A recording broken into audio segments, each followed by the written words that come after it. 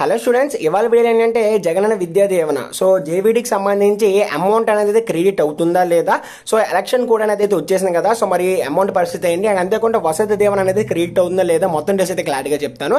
So ఇప్పటికి వచ్చి ఎవరైనా మన ఛానల్ని సబ్స్క్రైబ్ చేసి ఉండకపోతే వెంటనే సబ్స్క్రైబ్ అయితే చేసుకోండి. సో ఇలాంటి అప్డేట్స్ అనేది డైలీగా వస్తూ ఉంటాయి. సో ఖచ్చితంగా లైక్ అయితే చేయండి. ఒక 300 లైక్స్ అయితే టార్గెట్ ఇస్తున్నా.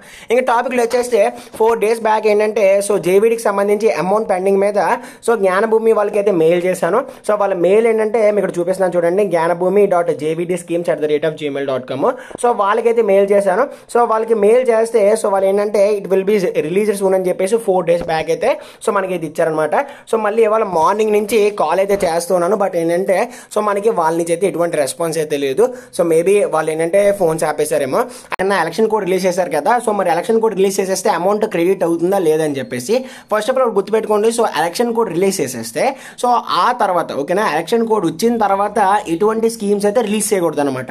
ఫర్ ఎగ్జాంపుల్ ఇప్పుడు వసతి దీవెన ఉందనుకోండి, సో వసతి దీవెన అనేది అయితే ఎలక్షన్ కోడ్ ముందు రిలీజ్ చేసి ఉంటే సో అమౌంట్ అనేది అయితే క్రెడిట్ అయ్యే ఛాన్స్ ఉంది. అదే ఒకవేళ ఎలక్షన్ కోడ్ తర్వాత రిలీజ్ చేస్తే అమౌంట్ అయితే క్రెడిట్ అవుతుంది అనమాట. ఎందుకంటే ఆల్రెడీ ఎలక్షన్స్ అనేవి అయితే వాళ్ళు చెప్పేశారు కాబట్టి డేట్స్, సో ఒకవేళ రిలీజ్ చేసినా కూడా ఆ స్కీమ్ అనేది అయితే వర్తించదు అనమాట. సో కాబట్టి మనకి ఏంటంటే already JVD so Jagananna Vidya Deevena అనేది అయితే March 1st రిలీజ్ చేశారు కాబట్టి సో ఈ అమౌంట్ అనేది అయితే కొంతమందికి అయితే పడింది, సో కొంతమంది పడలేదు. సో మరి పడుతుందా లేదన్నది అయితే ప్రెసెంట్ అయితే క్లారిటీ లేదు.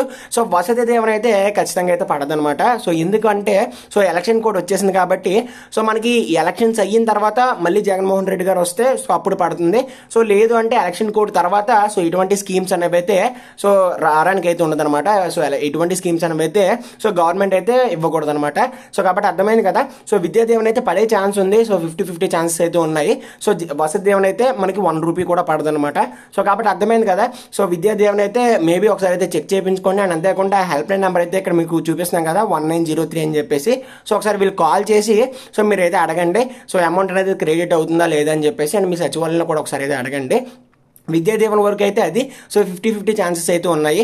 సో వసతి దీవెన అయితే సో మీరైతే ఇంకా దాని గురించి అయితే ఆశలు అయితే పెట్టుకోకండి. ఎందుకంటే సో ఎలక్షన్ కోడ్ తర్వాత సో గవర్నమెంట్ అయితే ఎటువంటివి అయితే ఇవ్వదు అనమాట.